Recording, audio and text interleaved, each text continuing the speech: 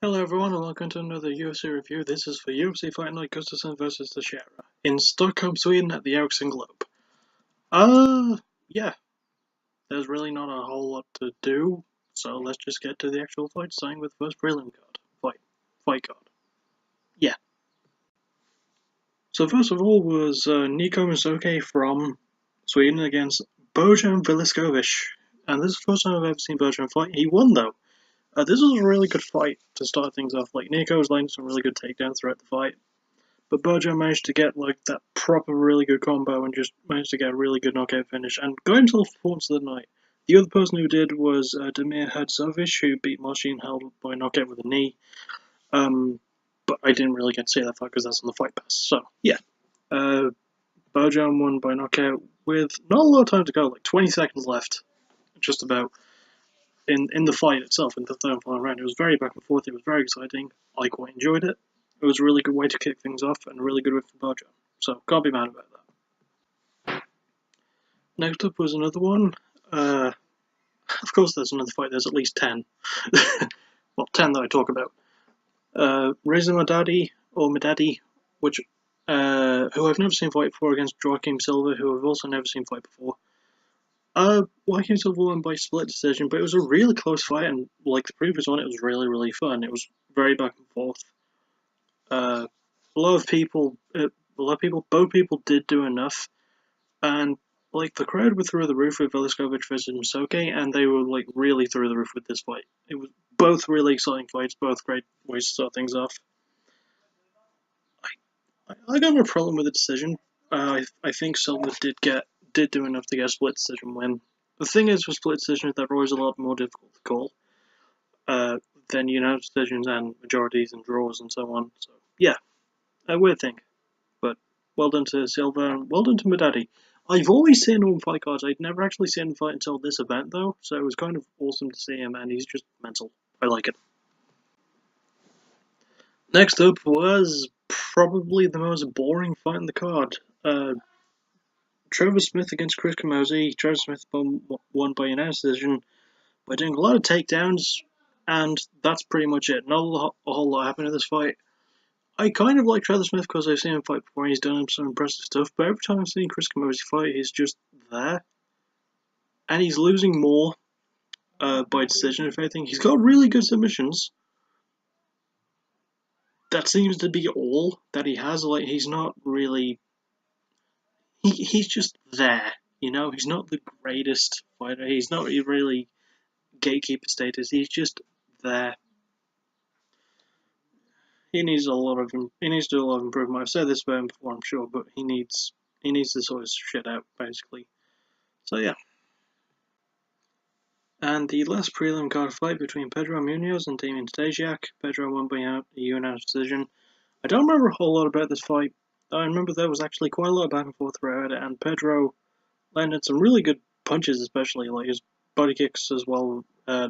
He had really good work.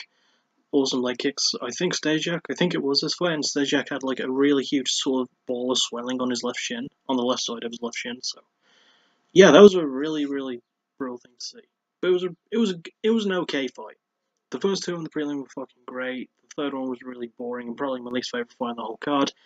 And it was capped off with a much better fight than the previous one. I mean, it was really hard to not be disappointed with whatever came after that, to be honest.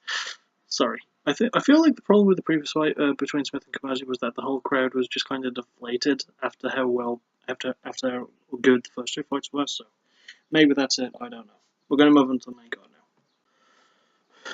First on the main card was not sponsored, by the way. I just need a drink. I was trying to find a way to turn it so the logo wouldn't show. Anyway, yeah. Jack Hermansson against Alex Nicholson. Pretty easy fight for Hermansson. It was fairly back and forth throughout a good chunk of it. Then Hermansson took Nicholson down, opened up with a good ground pound, then took his back and just beat the crap out of him. He even landed some really nice inside elbows, which are really hard to do from the back mount, especially if you're postured up. So yeah, it was a really good finish. I got no problem with it. I liked it. It was a good TKO ground pound finish, and the referee stopped at the right time. So really good showing from Hermansson. I haven't seen him fight much. I've seen Nicholson fight before, and he's actually really good, so I do think he's got another chance. So, yeah. On to the next one. Next was a newbie in Oliver Enkamp against Nordin Taleb, who I've seen fight before, and I do like him. Oliver Enkamp kept going for too much flashy stuff. Taleb was a lot more controlled, and he just landed a lot better stuff, really.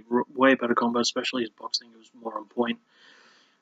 See, when Enkamp was setting stuff up for the spinning stuff, he was doing really good. But he didn't do that often.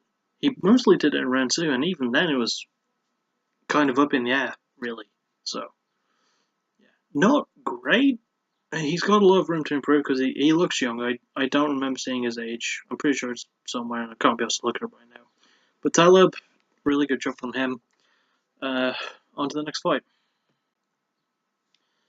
Omari Akhmedov against a newcomer, or at least new from what I've seen, because I hadn't seen this dude fight before. Abdul Razak Al-Hassan from Fort Worth, Texas.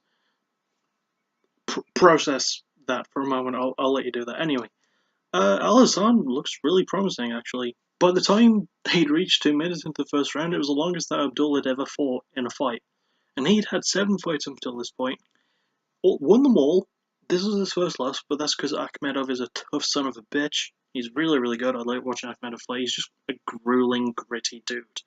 I like that about him. Al-Hassan, like Enkamp, Oliver Enkamp, has a lot of improving to do, but he's really good. And when he was landing great boxing combos, round 2 was the best round for him. It was a really, really good round for him. Like, his boxing combos were just really well on point. There were some moments that could have been a little bit better for him, but he didn't unimpress me. And he's a guy that I might start watching a bit more of, because I do think he's got a lot of room to grow, and I definitely look forward to seeing his next fight, because this fight was actually really exciting. So, yeah, I'm looking forward to that. It was really good. Next up was Peter Sabota against Ben Saunders, one of only 2 fights on the card which didn't have a Swedish person. I think the first one was, Trevor Smith versus Chris Camozzi, who are both American. Peter Sabota is German, and Ben Saunders, also American. Peter Sabota won by TKO about halfway through the fight. 2.5 minutes into round 2, so halfway through the fight. First round was really back and forth. I feel like Saunders narrowly got it because he's taller and he's got more range. But it was a really, really good fight, and then Sabota just landed one hell of a great punch. That's how Bojan beat Nico.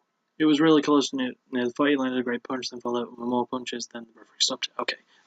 I couldn't remember the finish of that fight, but moving on back to Sabota and Saunders, Sabota landed some great punches and really good work from inside the clinch. My favourite moment was when Saunders threw a kick. Sabota caught it and landed a sneaky left hand right to the temple, and then just followed it with even more work. And it was pretty much over after that. The referee made the good call in stopping it because Sabota kind of knocked Saunders out with a knee after all those punches. It was really, really good. Really good showing. Really good stoppage. Really good fight. I enjoyed it. Next up, we have the quickest fight on the card. Misha Cirkunov from is he from there? Is Cirkunov? Yeah, no, he's Canadian. Against Volkan Oezdemir, who is Swiss. Cirkunov, his weapon, Cirkunov managed to get a really good early punch in, landed some good long-rangey follow-up punches, went to move against him in the cage, then Oezdemir landed a right behind Misha's ear and knocked him out. And this all took place within 28 seconds. Total. I was fucking amazed. I didn't even see that happen. Like, I just saw Cirkunov going for it and then fall. I thought he bashed his head against the cage or something. I thought he ran into it so hard and knocked himself out by accident. That was not the case. He landed a good shot, he followed up, and then Oezdemir just went boff. And that was it. Landed a few punches afterwards, but they weren't really needed. Cirkunov was knocked out after just that one punch. So, really, really good. Oezdemir, who I'd never seen fight before this, by the way, he's someone I'm going to keep my eye on. But this was a really good co-main event, because it was the co-main event, and we're going to move on to the main fight now. And so we have the main event, Alexander Gustafsson versus Glover Teixeira, and holy balls, This was an amazing fight. It deservedly got Fight of the Night because it was probably the best one on the card, although the first two of the prelims were both really good. I liked them. But yeah, 5 rounds of really great action. Gustafsson did win by a knockout within just over a minute of round 5. But oh my god, this was a really good fight. Teixeira landed some great shots. Gustafsson was running away a lot, and it was a little bit hilarious, I won't lie, especially considering that Gustafsson's 6'5", he was backed away against the cage a lot, and he ran to get away from it. Smart move, kind of hilarious considering how tall he is and how tough he is. But he stood his own, had some really great boxing combos, and eventually one of them just got the better of Teixeira, and he knocked him out in the 5th and final round. Fairly early into the 5th and final round. It was a really good fight. Could be in my top 5 of the year. It was really enjoyable. It was extremely back and forth. The crowd was super into it. It was an amazing fight. Gustafsson got a really good win. Glover to Teixeira, who was number 2 and Gustafsson was number 1. Still is. It was a really, really good one. I feel like, yeah, I think this is the decision that was made. These two, whoever wins between these two is going to fight the winner of Jon Jones vs. Daniel Cormier 2, which is going to happen in July. So the fight for the belt might happen nearer the end of the year, which will be good. But Jon Jones shouldn't be given a title shot. And here's what I think is going to happen if Jon Jones fucks up again for like the 5th time in a row. I feel like Alexander Gustafsson is going to have another shot at the belt against Cormier. I think he fought Cormier before. I'm going to have to look that up really quick.